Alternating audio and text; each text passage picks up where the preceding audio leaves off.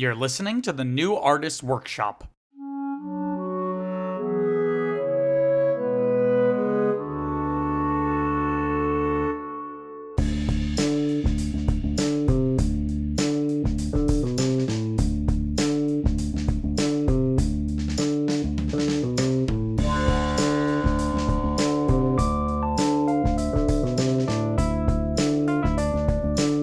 Hello and welcome back to your favorite podcast. Now that's what I call a franchise. I'm Peter Mancuso. And I'm Viviana Metzger, and this is a show where Peter and I pick a film franchise and go through every single installment. The good, the bad, and the ugly. And that's exactly what we did for the Addams Family franchise. Now it's time to take a step back, look at the whole thing, and try to make sense of it all. Alright, now let me tell you, this is your one and only spoiler warning for the entire franchise, so if you haven't seen them all, it's okay. Proceed at your own risk. These are not very spoilery movies. Well, no. Where it's like, oh, the big twist! I'm just saying. No, I know. I know you're just saying. I'm the one who wrote the script. I know that's what you're saying. I'm just saying that it's just funny to think about, like, someone being really concerned about Addams Family spoilers, is all I'm saying. I'm not spoilers, but just, like, talking points. Known talking. Yeah, if you want to be in on it. Yeah. If you want to get the full experience, because we're going to be going into... Because we sure did. Because we sure did. So, here are the final results. So, if you listen to our show, which presumably if you're listening to the season finale, every movie we watch, we give a 1 out of 10 score. Oftentimes, it's kind of just like, whatever. But, it's a way to try to figure out kind of how they all stack against one another. So here are the average scores for both me and then you, and then like our combined average score. Mm-hmm. So my average score for the Addams Family franchise was a 5.8 out of 10. So just squeaking by. So this is being positive. So it's not a net positive. It's not a net negative. It's in like that mediocre kind of realm. Viviana, your score was much higher at 6.7 out of 10. That seems incredibly too high. Well, it's because you gave most of them 7s, and I would be like, you thought it was good, and you're like, yeah, it was silly, and then you gave one of them an 8. Oh yes, well, yeah, because it's silly. So then our total average score, averaging it all together, would be a 6.3 out of 10. Okay. And I'm actually curious now if I have the numbers here. So for our previous seasons. Here were the average scores. So, X-Men got a 6.3 total. Mm-hmm. Indiana Jones got a 7. Wait, 6.3? X-Men? Yeah. It got the same as Addams Family? Yep. Indiana Jones got a 7. Pirates of the Caribbean got a 6.2. Batman got a 6.78. So that's our favorite so far, technically. It would be 7. I'm just saying because I'm just going off of when you add the scores together, 6.78. Yeah, but there wasn't Indiana Jones just plain 7? Oh, that's right. Yes. But that one's not fair because that one's a very small sample size. That was only like 4 movies. Well, so this one was smallish. Anyway, so then this is 6.3. So this is not the lowest rated one, but it's definitely... not. What was that one? What was what one? The lowest? The what? The lowest was Pirates of the Caribbean. Okay, that's what I thought. Okay, and then also what we do is that we create over the course of the season a ranking them all. Yes. So what I've done is combined our rankings. Mm-hmm. Assigning, if you're first in the ranking, that's 1 point. So it's like golf. So whoever's the lowest points is better. Mm-hmm. So so then I combined them. And here is our combined ranking for the Addams Family franchise.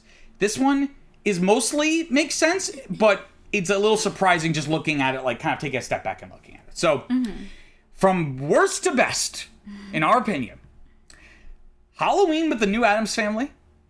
Yeah. The Addams Family 1991. Is that the first one? That's the first one. That's the first one. Oh, really? Right? Surprising. Interesting. The Addams Family 2, so the one the animated one that we just watched. Mm-hmm. Addams Family Values. Mm-hmm. Addams Family Reunion, and then number 1, the 2019 animated film, The Addams Family. Yes! Because you put it as number 1 and I put it as number 2. Yep. There was only one tie between Addams Family Values and The Addams Family 2, so 2 sequels going against each other. So usually to break the tie, I look at what's our average score between the two of us. It was both 6. So then I go to the Letterboxd score as the tiebreaker. Yeah. And Addams Family Values is like a 3.7, and Addams Family 2, the animated movie, is like 2.3. So very, very different. So seems a little skewed, but okay. so that it seems skewed. I was just joking. Okay. So let's take a look now and kind of use our rankings as like a way to kind of review the franchise. So let's talk about each of our favorites, and then we'll talk about our least favorites. So why don't we start with you, Viviana? Again, you put the 2019 animated film, The Addams Family, at number 1. Yes. So can you talk to us a little bit, again, kind of recapping how you feel about the film, but very much more specifically in context of the franchise? Like, why this one over the others? It's supposed to be a conversation. Why are you interviewing me? Because then I'll do it in reverse. Then I'll talk. But, okay. So, this one, of course, I think what everyone is gonna know I'm gonna say is it's very silly. I think it's very bold. And in what way? How is it bold? I think characteristically, like in betraying the characters, like I just keep thinking of the first scene.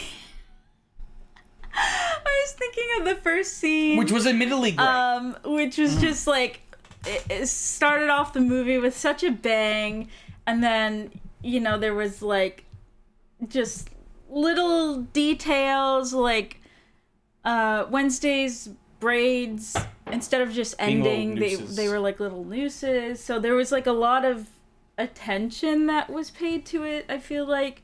As you have to in an animated film, because like everything is being built from scratch. Yeah. So it's like you're not just gonna have like a costume designer braid her hair and whatever. It's like you have to be like, oh, well, how are we gonna do it? Like every single thing has to be decided. Yeah. Again, I did not like Pugsley. No. And I'm okay with Fester, even though Nick Kroll doesn't really give like a Fester. He just gives like a Nick Kroll, like just like a Nick Kroll, like character. a big mouth character. Yeah. Yeah. So I'm not really a fan of the design, but I think what it tries to do is kind of bold. It does get like a little like too meta, I think, at the end. That part just kind of bothers me, but I think it had some strong messaging that it was trying to get across. And yeah, that was something that we talked about, where it's like it as clumsily and shallowly as it is, it at least feels like it's trying to make some kind of thematic point. Yeah. Whereas the other ones either don't try at all or try somehow even more crudely and shallowly. Right? Well, and I think it also has the advantage of being animated, so you know, I don't know if it's like this particular person or team's like style, but using the exaggerated characteristics helps, right? So it's very much a product of like the late 2010s animation style. Like I don't know how to explain like discount illumination, kind of like. Yeah, like, and like Gomez's body is like more so like Fester, so he's not like the like thin slender man that we've usually been seeing. Slender Man. Oh, Slender Man. A slender space man that we've been seeing in the live action ones. And what else? The evil lady, her hair is really big, right? So it's like it's really, really big. So it's all about, like she's like vapid and like whatever. But she's really skinny, but she has like a big mom ass. She does. She does. I don't know. I guess maybe add some more, and then I can have something. Well, yeah, no, I think you basically go off of. I think you basically summed it up. I'm trying to remember back. Like, even though it wasn't my favorite, it was my second favorite, and I think what I had said at the time is that I feel like maybe perhaps, because all of this is couched in perhapses, because I feel like no one has really gotten this material right yet. And that's my personal opinion, because I know like you like these movies, as we saw mathematically, you like these way more than I do. But I feel like take everything I'm going to say with a grain of salt, because I feel like maybe we haven't truly seen like the best version of this. But I think perhaps the Addams Family as a concept is best when it is animated, because you can like take it to like these more kind of like creative extremes, unless it is a late 90s direct-to-video live-action movie. And so that is a great transition to my favorite one. The Addams Family... Oh, not the Addams. Just Addams Family Reunion. My favorite. It is so ridiculous. I haven't laughed that hard at a movie in a long while. And it's... You know how I usually say, like, oh, just because something is entertaining doesn't make it good. Like, it can be entertaining in a bad way. Yeah. And it's like the baseball metaphor and the swinging. Like, you might swing, but you still strike out. I don't feel like this is an example of that. I think this is objectively good because, A, there's just things that are objectively funny, not just like, this is funny because it's bad. And I think, there's no way to know this, I feel like the way the film is made and like the writing, like it's hard to describe exactly what I mean or articulate it, but it feels like they're in on the joke.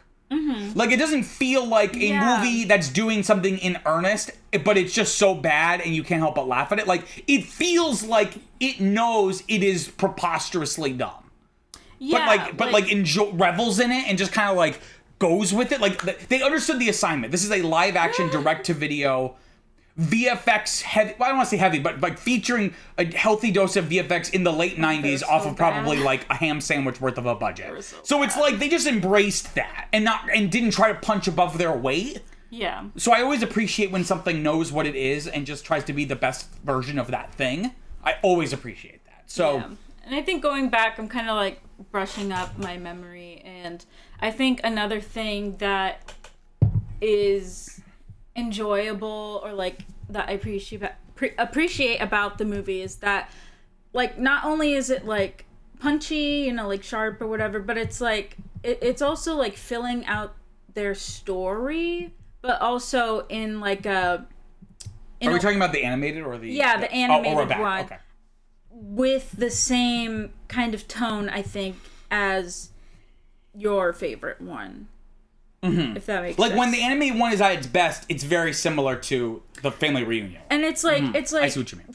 It's like filling out the idea of the Addams Family, but... Because it's almost like an origin story, but kind of like... But, like, in a way that we can relate to, right? So it's not, like, all the kooky stuff they do. I don't know, you know. Kooky and they're spooky? Yes, you know, like cooking newts or whatever. Mm-hmm. Or, So it's something that we can, like, understand and relate to, right? So, like I said, like, the mazurka is kind of like a bar mitzvah. And it just kind of has, like, similarities or, like, mirrors, kind of like things that we would know of, but also, like, with using that to fill out, like, what the Addams Family is. Yeah, like you were saying, it's kind of like an origin story in a way. There are different things that, like, bother me about the movie. I don't think it's perfect. That's the thing, is like the best of these movies. Huge asterisk, like it's like when comparing them, but I mean, well, again though, you did give it an 8. Yeah. And again, you always say like, oh, our ratings are different, they mean different things. But I feel like you shouldn't give a movie an 8 lightly. Like that feels like it's weighty. You know what I mean? Like, to me, an 8 is great. Mm-hmm. An 8 is like one of my, not my all-time favorites, but like one of my favorites. Like, it's something I would want to own. Like, something I would want to revisit. And like, if someone asked me, like, make like a list of like 1,000 movies you need to see before you die. Like, one of those things. Mm-hmm. Like, movies I give an 8, like, would be on that list. Mm-hmm. It's like... So did you just give them out liberally? Like an 8 is kind of just like, oh yeah, whatever. Well, like, I think I tried to... I think I'm a little higher in terms of the rankings just in general because, like, I feel like the ones that you give are so low, but I also try to, like, appreciate the work that was You're more forgiving. done. You're trying to meet it where it is. I'm like, all these people worked on this, they were trying. Maybe they weren't, but someone was trying. Someone was trying, and there was probably little money, and there's not really an idea with the ones with Houston. Angelica Houston. There was like no script. There people were going to the hospital. There were hiatuses. There was all this stuff. So like, I know it's not perfect because shit happens. You know the context right? outside. Like I see what you're trying to do, but like with the student film, it's like, oh, that was nice, but what the limitations. What could have done better. Been done better. Yeah. Like you understand the budgetary limitations of a student film, and also like their children, even if they're in college. It's like they're young, like they're learning. Yeah. It's a project for it is a project for school first and an artistic expression second. Well, and something that I also I think really plays into it, maybe not in my ranking so much so, but like looking at movies and especially like movies like this, is that like in a small production, in like a student film, right, you have pretty much total control, whereas in a movie like this made by a production studio, nothing is going to be what everyone wants. They're going to meet in the middle somehow. It's a bunch of different... It's not going to be, so... A feature film is by definition a compromised final product. Because everyone has their own ideas. You have to meet somewhere in the middle. They're like, I think they would act like this, but I think they would act like this. And so it's like, just like this big compromise. So I'm like, it either like say a joke, like it either lands or it doesn't. Someone was either right or wrong. But, the person who was right just didn't get to do it. I don't know, so I guess that's maybe the reasons why I'm forgiving.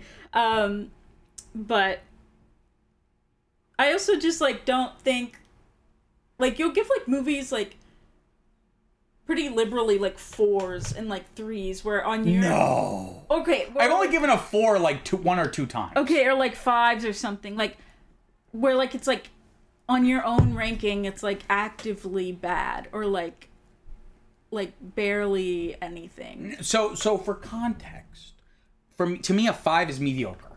Yeah. It's just like bare minimum, forgettable, just middle of the road.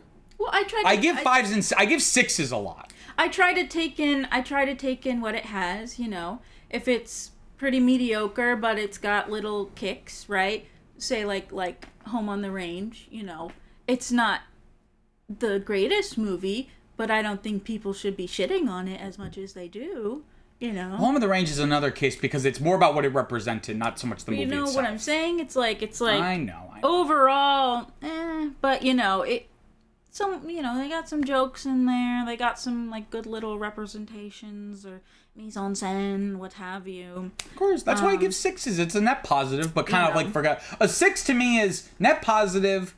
It's okay. It's fine. I will probably not seek it out to watch again, just to watch it. Yeah. Like, I probably will never watch this again unless it's for, like, a reason, like, someone else wants to watch it, or I'm doing a project like this. That's kind of how I think of 6s. Whereas 7s, I'm like, okay, not perfect, but there's a lot of good stuff here. I would watch this again. I guess I don't, like, entirely look at it like that. Like, sometimes I do. Like, if someone just, like, if my little sister just put this on and be like, okay, I guess, I'll sit here. like when people tell me they watch Frozen 2 and... I say, on purpose? So So it's just kind of like that, you know, it's like, it is what it is, but, I don't know. I feel like it's difficult for me, like, in each specific instance to say, oh, I would actively go back and watch this movie again. Because it's all hypothetical, because we're trying to basically quantify something that's very qualitative. So ultimately, it has a limit. You know, because it's for different reasons, right? Yeah. Like you would go back to watching Schindler's List for different reasons than you would go back to watching Men in Black, you know? Mm-hmm. So... Because one is one of the greatest films ever made, and then the other is Schindler's List. Hey, okay. Men in Black is pretty funny, okay? I watched it. It's pretty funny, okay? I watched it the other day. Also directed by Barry Sonnenfeld. Yes, which apparently... He used the same font. Yes, okay, so apparently Barry does not only like popping, like R&B, kind of hip-hoppy songs or whatever, but also loves the same font. That's right. When he said like a Barry Sonnenfeld film, it's like it was like in the Addams Family font. The very like skinny, like Tim Burton-y almost, kind of like like Nightmare Before Christmas. Yeah, like more like a pencil, you know, kind of like clear. It's not like handwritten, but like, you know, it is a little wobbly. Yeah, it's a little wobbly. Okay. So, you know, that's a little Barry touch. So let's get back on track a little. So we both had the same least favorite. Mm-hmm. The very first one, Halloween with the New Addams Family, which for context, if you're just joining us now, the essentially Addams Family 60s TV show reunion special that was debuted on TV like a decade after the show ended and was hopefully going to be almost like a backdoor pilot for like a revitalized series with the original cast that never came to pass. We both put this at the bottom. The only difference being I think you gave it a 6 and I gave it a 5. So let's talk about why we put it at the bottom. I think for this one, because it was the only one that felt really. Actually, no, that's not true. Because I gave the last one a 5 as well, but it really felt lazy, and I just feel weird about like even judging this one because it almost shouldn't count. Yeah, because I feel like there were some things there that didn't really have teeth, but if they did have teeth, like would be like really cool or like really funny, but maybe they didn't because they're like a reference to the show or something. Like, I don't know. I just feel like we should watch the show before we're talking about this. But maybe we should have, like, if not review it, because of course we want to keep it to be. But then that's a problem on its own, right? That's a problem on its own because it should just be a movie by especially itself. That's a great point. Actually, I never thought of this. 10 years later, they're not going to make a That's So Raven movie. And something I didn't think of until just now, like we've talked about, back in 1977, you don't have the entire library of visual media at your fingertips. Yeah. And as we know, historically, Addams Family was not super well syndicated. Mm-hmm. So the Halloween with the New Addams Family was being pitched to an audience, really just to an audience of people that watched it 10 years earlier. Yeah. But people like my father, who was born in the late 60s, and as we've talked about, like, was more familiar with the Munsters. Like, he knew about the Addams Family, but again, it wasn't as well syndicated. It wasn't playing as much on TV. Yeah. So you're banking on by definition, less of the population to be able to appreciate this. And I would argue, though, that the special doesn't make, like, super, from my understanding, because I mean, I looked at the trivia and stuff, it doesn't seem like it made a bunch of references to the show, where it's kind of like, oh, you'll only get this joke if you watch the show. I think the allure of it was just like, look, it's like this classic sitcom reunion problem, where it's just like, beyond, like, do you really have a reason to do this other than just like, look, everyone's here, but it's been 10 years, like, which is fine, but like you could do it, but like, is that the only thing that's going to be of value? Because if you have no emotional connection to that, you're going to get very little. Like, what's the point? And also, point just to restart the show? Then that's a money grab. That's shallow. Well, that's what I'm saying. Yeah, it's like, and furthermore, you have a very small central cast. Mm-hmm. A third of them aren't really there anymore because a third of them were the two children that are now grown up. So they get to be in it, Yes. but they're adults now, and then they have, like, replacement children, which is weird, but they're not the same. So it doesn't have the same vibe. Yeah. Also, I'm sorry, it looks like shit as a 70s in color television special. Because I looked up a clip from the 60s black and white, it looked so much better. Oh, really? Yeah.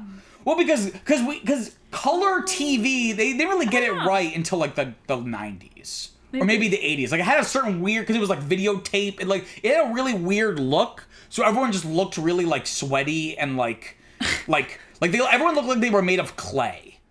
Yeah. Like, they looked all dusty and color, like, too much color. Like, so it, like, just looks worse. Right? So it's, like, it really has nothing for returning fans. And it really doesn't have much for new fans. And the biggest sin of this 70-ish minute special is that it's about 20 minutes of actual material, like an episode of the show, but just stretched. Where they'll just have things that are just like nothing scenes. They'll have a gag, but they'll do it like 6 times. Oh my god, just right. It is. That was annoying. It is not the worst thing we've watched on this show, because like I've said, I've given some things that are actively bad. This is still mediocre. It's not actively bad. But it's just boring. It is just like, I don't even want to say unwatchable. It's just like, it is just a nothing piece of media. Like, they made it and the world was exactly the same as before and after. You know what it just reminded me of? I don't want to get so angry about this. Maybe you're gonna see this as like blasphemy or something, but like what it kind of reminds me of is like when Allie and AJ put out like the new, like the updated version of their song, of like potential breakup song, just to say like my fucking birthday. But it was literally just the same song. It just said fucking instead of... It's like the same music production. Their voices sound essentially the same. It's like, well, yeah, we all wanted that. It's satisfying. But, okay. Like, it's almost kind of like with that, it's like the fun of it was the fact we didn't have it. And now that you've given it to us, it's kind of like, oh, okay. But it's like the dog chasing it's like the dog chasing a car. Like you finally caught it. Like, okay. Yeah, and it's like 10 years later, and I'm like, okay. More! Almost. It was like 15. Like, whatever, yeah. Because that was like from our childhood, and that was like a very recent I was like, thing. Are they trying to revive their career? Like, I thought they were into... 100%. I thought they were into acting. I could be wrong about the timeline of this, but I wouldn't be surprised if they saw the Jonas Brothers have their, like, resurgence. That's another thing. Oh, my God. Because that was semi-successful. Well, yeah. In terms of, like, their what was that song? What? Their kind of comeback song. Not Sugar. Oh, Cake by the Ocean? No, that was Joe Jonas on his own. That was Joe Jonas on What was the song? Like, the... What was it called? What was that song called? Oh, I forgot.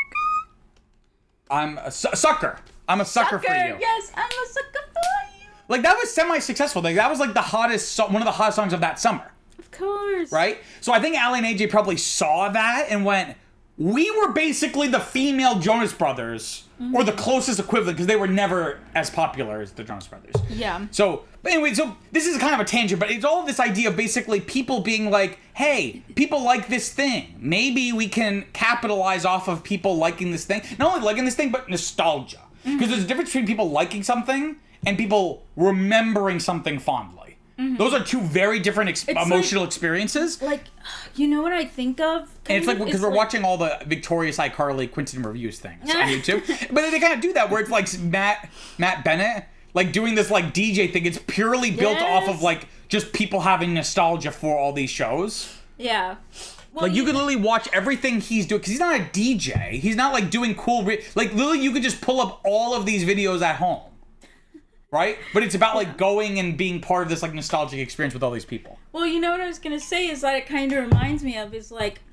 On this podcast, we get into the big question. It's, like, not only the nostalgia of it, but also because it was, like, trying to be a backdoor, like, pilot show... It's also, like, obviously trying to get in tune with, like, a newer audience. So I feel like it's... But, like, it's kind of weird when you do that, it doesn't know what audience it's playing. It's like a very like thin line. So what I think of is like Boy Meets World and then like Girl Meets World, and I'm like, and like Corey and Topanga are like her parents, like those actors are her parents, or whatever. And even that's a little bit better because way more time had passed. And it is essentially Girl Meets World, and it's featuring these characters, whereas this is really just like the Addams Family TV show 2. Yeah, but it's like part so 2. different. Like, I don't really feel compelled to watch Girl Meets World, where it's like... But at least it has its own identity. Yeah. And same with like Raven's Home. Like it is trying to do something semi-different. Like it is ultimately it is using the pre-existing IP as a launching pad, but essentially in terms of like it is trying to appeal to a different audience. Well, you know what? At least she doesn't have 2 sets of parents. Just copies, right? Like how they had the 2 sets of kids in this. They had the 2 kids, yeah. Right? Because they're older. Yeah. So they're like, oh, this is your older parents, and these are like your younger parents or something. I don't know. So anyway, I think we've thoroughly beaten this dead horse. But I think there were some funny things. There's some good stuff in this. It's just my inclination is every good thing about this is just residual from the show. Like I like the actor who plays Gomez. Yeah. But I think he's just doing the same thing he was doing a decade earlier. Well, that's fine because it's the same character, no? Yes, but I'm just saying it's like any redeeming qualities about this is not unique to this, is my point. Is that like you do not need to watch this movie to get those things. You can just like go watch the show. Yes. Which will be infinitely more enjoyable. I gotcha. Maybe this is a side, but maybe this is an off-mic conversation. Should we like... No, I'm going to answer no to my own question, but I'll say it anyway for posterity. What the fuck is going on? Like, should we have watched the entire show before? Like, we wouldn't review it because it's not a movie. But like, should we have watched it? Because we've done that in special cases where, like, when we did Batman, there would be like the Mr. Freeze movie, so we watched just a few episodes to get the context. Yeah, if there were parts, right, then that would be fine. If it was like a movie directly referencing like a handful of episodes. Yeah, or like a part 1, part 2, part 3, whatever, like shows, but it was like essentially a movie that was just cut up, right? So that. Yeah. But no, I mean, because we didn't watch all of the shows, all the other times. All the fucking shows. Imagine we did the shows for Batman.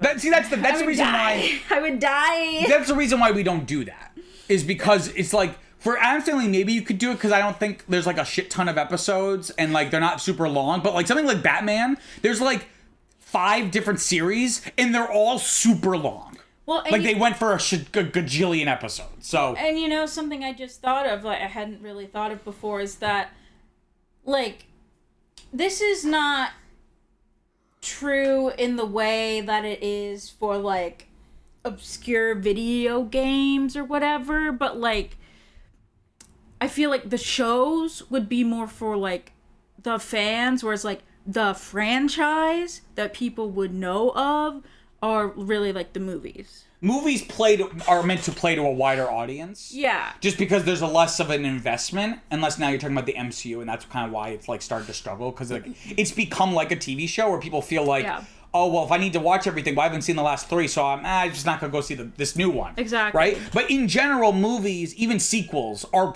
meant to be, at least from a business standpoint, semi-standalone. Yeah. So that... and I think there's less of an investment from an audience. The franchise part, because with the show, you know, you can go one way and then redo it or whatever, you know, like all these things. So you could do like retcons or like change the whole timeline or whatever. So that's a little bit more freeform, whereas this is like this is the essence of these characters. You have to distill it to about 90 minutes or 2 hours. Like you don't have the same canvas to paint. Yeah, it's right? Like these are these characters. Here's what they do. Here's a situation that expresses that. Yeah. And now you know about them. Also, I would just like to say before moving on, I want to give Viviana some credit. So this is like our 60-something episode. Yeah. Oh, Vivian's like, oh, you're ready to compliment me? Now, when we first started this show, Viviana's level of analysis was, let's just say, a little thin. Always enjoyable, but thin. Sir. Right? But it has grown so much, and I think the way we can see that is that we're barely through this my outline, and we've already been recording for more than 30 minutes. Our X-Men franchise retrospective was like 40 minutes. We should have had way more to say about that than this, all things being equal. But I think it speaks to that, like, now you have more to say. So I think you're really coming into your own as like an analytical media consumer. Wow. Well, you know what? I just have to say, you cannot talk about X-Men without talking about Bluebees. Well, that's not what I'm talking about. Yeah, of course. That's it. Point blank, you can't do it. You simply have to talk about how there's a bitch walking around ass naked, but she's just covered in blue stuff. She's covered in blue stuff. Okay. So, Vivian, when you think of this franchise, what do you think of? Someone says the Addams Family. What's the first thing in your mind's eye? Like, what's the first thing that... Because for me, I think it's still... I don't think it's changed since before either the theme song or, like, maybe the stage musical, which I'm more familiar with. But probably just the theme song. Just the snapping. Honestly, just snapping. That's literally the first thing comes to my mind. Well, for me, like, it's the visualization, or, like, the visual picture of, like, the mansion and, like, characters from the 90s movies. Which surprisingly never has a consistent look. Yeah. Like, I don't think it's, like, the same mansion design every time. Or it's, like, some like, you know, sometimes it'd be, like, the same layout, kind of, like... Yeah. Like, it would be, like, the iconic... Where, like, it's... From my understanding, it's never, like, exactly the same. When I think of it is mansion exterior, Morticia, Gomez. Morticia and Gomez. In those orders. In that order, yeah. So, Viviana... I don't know why. What do you think of? Just the snap. Literally just literally snapping. Just the snapping. Just da-na-na-na. Not even the full song. Just that little 2 second. Well, no one knows the words. I know. It's like the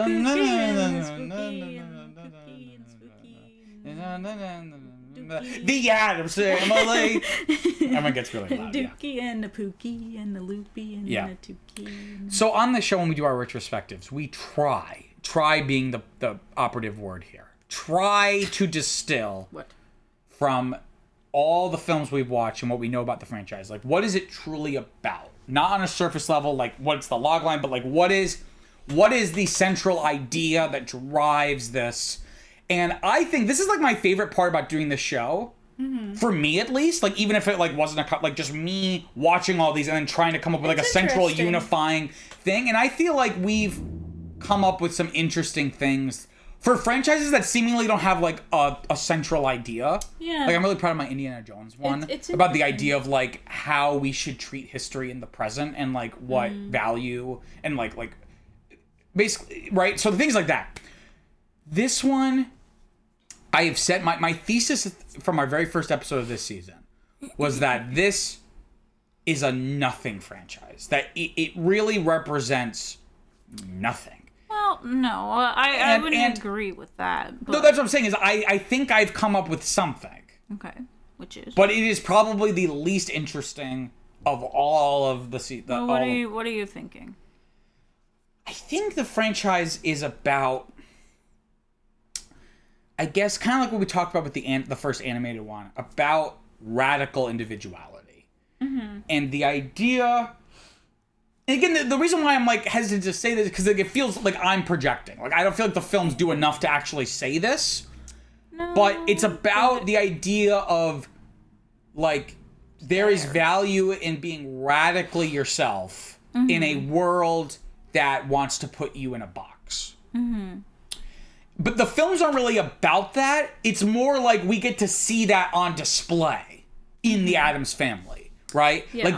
Like that's just a statement that should just apply to your life. And like example A, here are all these movies that don't really explore that idea specifically, but look how weird and different they are and they love themselves. So yeah. That's like the most I can come up with.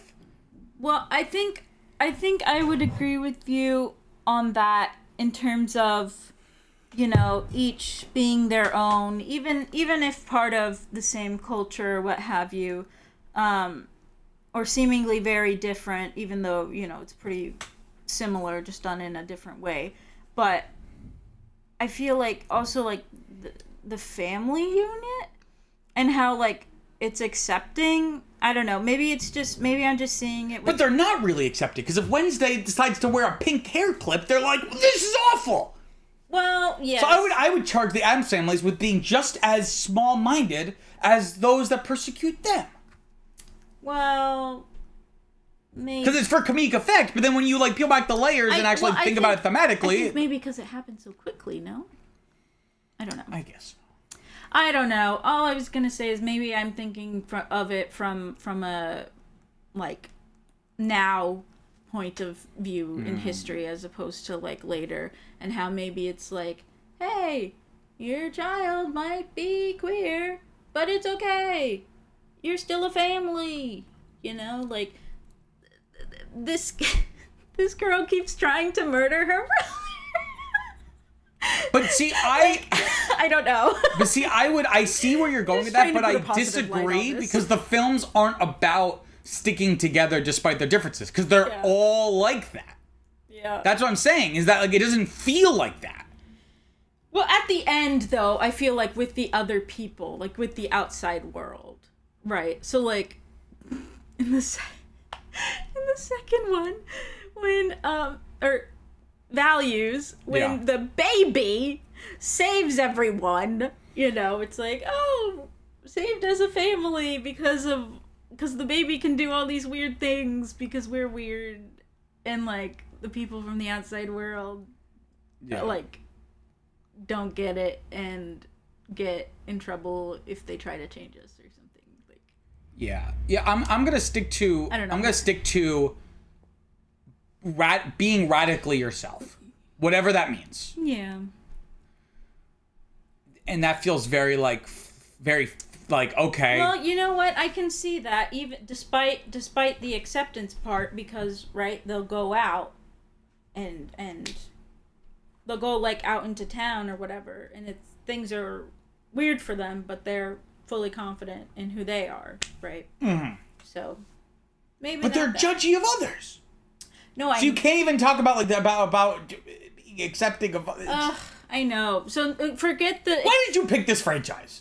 I'm sorry, guys. I really thought it was gonna be better. I don't know. But I think our episodes have been good. I'm just teasing you. I think it's just. Well, if this was like a clickbaity YouTube video, it'd be like, I suffered through all 6 out of, like, it would be like one of those. That's hashtag I binged Addams Family. Yeah. I binged iCarly. Yeah, maybe just accepting yourself as it is, and even not about accepting others, but just accept yourself. Yeah, you don't have to accept others. You can tolerate them, but, you know, don't try to, like, put them in a guillotine or anything. Yeah. You know. That should be the bare minimum. Don't put them in that. You know, maybe. Okay. So then, looking at the franchise as a whole, when do you think the franchise is at its best? Like, when it's doing what? When it's being what? Oof. I think when it's being as ridiculous and, like, goofy as possible. Mm-hmm. When you try, like, here's the problem, is that you might be saying, Peter, I thought you like when movies take themselves seriously and actually try to explore the human condition. Mm-hmm. Yes, but it's been proven X amount of times that they can't do it with these characters. So just don't bother and just make it preposterous from start to finish. Yeah. Like Addams Family Reunion.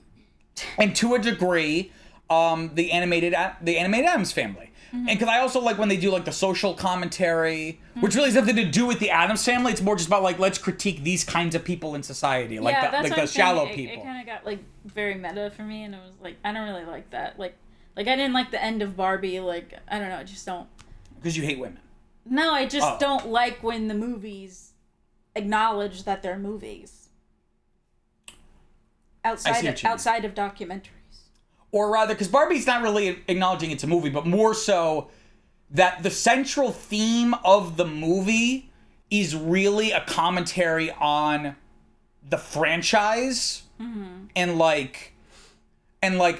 you can make a commentary about the franchise, but that should be secondary to, like, if you never watched another movie. Mm-hmm. Right? Because the Barbie movie is really a commentary about the value of Barbie the doll in society. it's more about that and less about a really compelling character arc for Barbie, right? No, yeah. So it's like you could do the commentary part, but that should be secondary to a really compelling character arc diegetically for the character. Yeah. And not just because like, oh, well, we understand why this is important. Like I feel like you we're should in the real world. choose one. Like I feel like you should choose one or the other and stick to it, because if you add in both, then I feel like it kind of dilutes itself. It's kind of like cannibalizing its own message in a way, or like pulling you out of the story that it's supposed to be pulling you into, right? So like what you could do, but then commit to the it. end, right? So the end of Barbie, and then also like in the Lego Movie, like I fucking hate when they're and they're outside, and then like. You mean it's like the humans? Like Emmett is literally just like this little piece of plastic, like hopping on the floor you don't of like someone's that? basement. Because I don't like that. I think it's funny, but in a different context. Because in my mind, he's a person because he's in this world. If it was a separate movie about how they can move, right, like in Toy Story, in our world, then that's fine. But I don't think together it kind of. That's kind of my thing as well with the, not to go on a tangent, that's kind of my thing with the Lego Movie as well. That like that's like to me that's like a nearly great movie. Yeah. Until it's literally like one of my favorite movies until he ends up in the real world, because I don't like I don't mind the idea of like I don't like, it's not that I have the problem with the idea on paper, it's that the POV becomes real world. As opposed to like because they have these like flashes of like I forget what they call him, not the creator, but like the little boy, like in the Lego world they call him something. Yes. Right? Like, and they have like these little flashes. Like I wouldn't mind if they did it like that, and it's almost impressionistic, and we can't really because like the same like with us and God, like you can't perceive God. He would be incomprehensible. So like keeping that relationship similarly incomprehensible, but like still kind of get across that this is like the little boy and the dad. But the problem is they kind of pull out the POV, and now it's like about like this really like very low stakes situation. Yeah. Well, and it kind of ruins it for me. Well, yeah, and I think something else that maybe on this podcast you get it all. You get yes, you already said that. Just give it to him. You don't have to comment on it. I think something else is like it's subconscious, but is something still like bothering is like when they do go out of world, then it seems stupid, like it seems silly, right? Because the implication is that you are playing with toys, or that he is playing with toys. You are not playing with toys and making your own story to then connect it, but like so do they have their own will? Like all the silliness like all the silliness in the movie is acceptable because they're Legos or whatever, and they're like being played with. But then if we go out of that and we take a step back and we're not the ones in control of the story, we're just watching this kid play with his toys. You see what I'm saying? It kind of like dilutes the personal experience. I see the core of what you're trying to say. Yeah. I don't know how to say it. That's why I said kind of like subconsciously or something, because it's like oh, that's not fun. Like I would have wanted to do this or that or whatever. So like I feel like maybe that's not a technique for this. Yeah. Don't get crazy for this medium. He's in love with the different mediums and comparing mediums and all these things. So obviously for a book or a game or something that would work well, but like I feel like if you're watching this happen, it's funny, haha, laughs, and then all of a sudden we're out in the real world. Oh yeah, they're just toys. So did we just watch an hour of this little boy playing with his toys? Why didn't we get to play? like that's like if you did that in real life, that'd be boring. Yeah. Right? Like just watch this kid play with his toys. So I mean, I don't mind that part. I just like I said, my thing is that like I feel like they pulled me in so thoroughly into this world and this story and these characters, only to then kind of like undervalue the world and this story and these characters that they just set out. But anyway, bring it back to Addams Family. So you don't like when it is getting like too meta and being too much of like a commentary is what you're saying. No, I think Because then it goes to my next question. Is like, so when is the franchise at its worst? Well, something that I think if they continue to do stuff with this is maybe expand more in terms of like what you were saying about the musical and Addams Family 2 and things like that, where it's like more interpersonal because we can understand that, and then just the set dressing is there like Adamsness or whatever. It also helps the format of a musical. They're able to like say exactly how they feel. Like that also makes it easier. Yeah, or just like the silliness, like you were saying, like that's fine to have, all have. But I think maybe because there has been record of them, right, like being like anyone else and like judging others, that we should be looking inward and then really get a sense of their world as opposed to like barely being in their world in order to defend them or like them as a main character, and then like put that against what's normal to us so it doesn't seem that weird. Yeah. And it's something that the musical does, and I wish there was like a pro shot of it, because then we could do like a bonus episode of it. But the musical doesn't do this exactly, but I think like the best, because I may as well just bring this up now. So like the last question we were going to talk about is like, where do we want to see the franchise go? My sarcastic answer is nowhere. I never want to see this go anywhere and just die. Just let it die. Just let it be a relic of the 20th century. Just die. But if I was tasked with making an Addams Family movie or just some kind of Addams Family story, I would really focus on the idea, like I talked about, where it's like they're kind of judgy of other people. And the musical kind of does this, where it's like Wednesday's growing up and like has a boyfriend, but he's like very normal. Yeah. I can't remember if that deals with her also wanting to kind of become semi-ish normal. But like that would be the angle, where it's like the kids want to be normal. This would never get made because then the studio executives would be like, but then they're not. Then she's not Wednesday. Yeah, I don't think you need to do that because it's about the parents learning how to accept their children. Then it actually becomes a story about like family, like accepting their children in their life path, and like no matter who you are, what you become, we're still family. Like that's where I would take it. I guess so, but I feel like that's kind of undermining some of the individualistic messages. And this is why these characters don't work in a narrative format. Okay. That's why I'm saying it works good as a comic panel, because it's just a single static existence. That's why I'm saying if it's within themselves, then they are themselves. However, themselves are butting heads over something, right? Wednesday wants to put a skeleton up, and Pugsley wants to put a pumpkin up or something. Do you know what I'm saying? So it's like. But that doesn't make for an interesting narrative, because it doesn't really get like the heart of like. No, but not that. But like something. I don't know. My point is that these shouldn't be movies. A family something. That's my point. When is the franchise at its worst? All of the time. How would you compare the beginnings of the franchise to the newer entries? Again, I don't really think it's changed all that much. I think it's kind of just been the same thing, just with a different credit song reflecting a very dated credit song that reflects the time period in which it was made. I feel like it really hasn't evolved, because essentially they're always like, with the other franchises we've talked about, obviously there's been like spin-offs and tangents and one-offs and things, but there's been like a continuity in a sense, and I don't mean like a narrative continuity, but I just mean like the films feel like they're trying to build off of like when Indiana Jones 4 comes out, it's building off of the original trilogy from like the 80s, right? Yeah. All the X-Men films, like there's not much time in between all of them coming out. Like there's not like these like 10, 20, 30 year breaks in between any of these, right?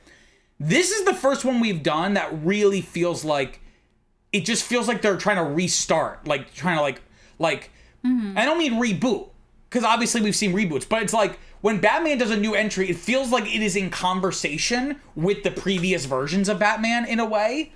Whereas this always feels like they try like, that didn't really work. Well, let's just try something else. Like, it just feels like they're always going back to square one. So it's hard to be like, well, how does it compare to the beginning? Like, it really doesn't.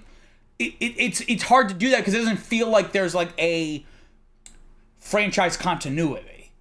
It just feels like they're just retrying it every couple of decades. Because like, oh, maybe it'll work now. And it's really just the same thing again.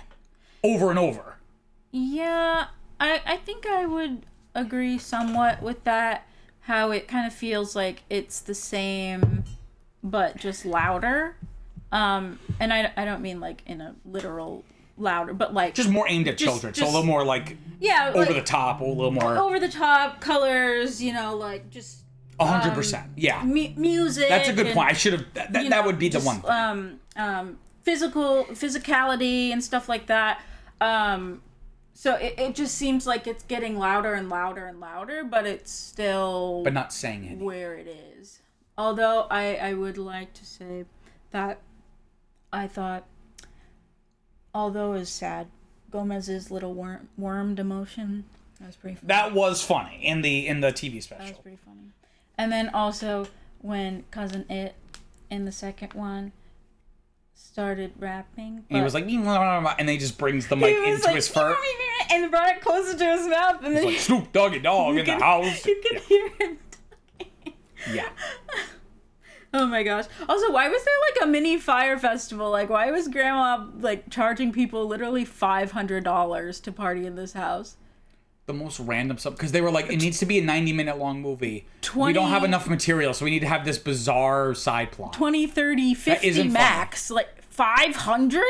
See, now in Addams Family Reunion, Grandma has a great subplot with the family that goes to the wrong house instead of the actual family reunion.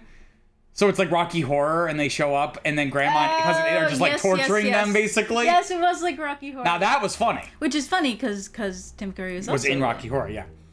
Okay. Anything else about this? Anything else about the Addams Family before we put it to bed, or should I say, put it in the coffin and bury it? We can do a seance and bring it back. No! I don't know. I'm trying to think. I wonder if there'll be a third one of these animated films. Because they weren't well received, but they did financially okay. Yeah. I mean, there was like a third and fourth Transylvania, so... Again, like, I kind of put them in the same... Kind of category. I don't know. I'm trying to think, but... I don't know. I can't think of anything. If you can think of anything, comment down below. And don't forget to smash that subscribe button. Don't forget to beat the subscribe button silly until it's black and blue. I'm sorry. I've been watching a lot of YouTube lately. Yeah. Do we have anything else to say before we wrap up? I don't think so. Just, I'm sorry. I thought it was going to be cooler than it was. So, yeah. Did this kind of ruin it for you? Like, did you have like a certain kind of memory of the franchise in your mind? And it could, because like as time, like, because you hadn't watched it, you said, in like years, so it was kind of like had smoothed it out. And then like you just remembered all the things you liked, and it's just like has this ruined the Addams Family for you? Like, only a step down, but it's also fuller now. Right? So, like, what I was thinking of was a small portion, and so there was, like, good feelings. You'd only seen 2 of the 6. So there was positive feeling towards that, positive affiliation, right? So, now having all of it, it's like, okay, it's still, you know, what it is, but it's just, like, kind of a step or 2 down. Like, a little more bloated. Yeah. Yeah. All right. Well, that's it for this week's episode of Now That's What I Call a Franchise. Next time, we'll be starting our next franchise. Drumroll, please. The Star Wars franchise. Arguably, like, the OG franchise. The movie that basically, and we'll talk about it, the movie that essentially showed Hollywood, wait, we should make more of these movies. And kind of, in a way, created, like, the franchise in some ways. What a leap. Viviana, where can they find us? Okay, you guys can find us wherever you get your podcasts, and don't forget to follow us on Facebook, Instagram, and Twitter at Franchise Podcast. And if you have the time, leave a rating for us on Apple Podcasts, because apparently that helps. Oh, if you have got lost, if you have even more time, please leave us a review too. Listeners, I did not have to substitute Viviana with an AI clone. That was actually Viviana. We know you have many podcasting options, and we thank you for choosing options. Choosing? God damn it! I'm done with the Addams Family. Peace out, guys. Later, game.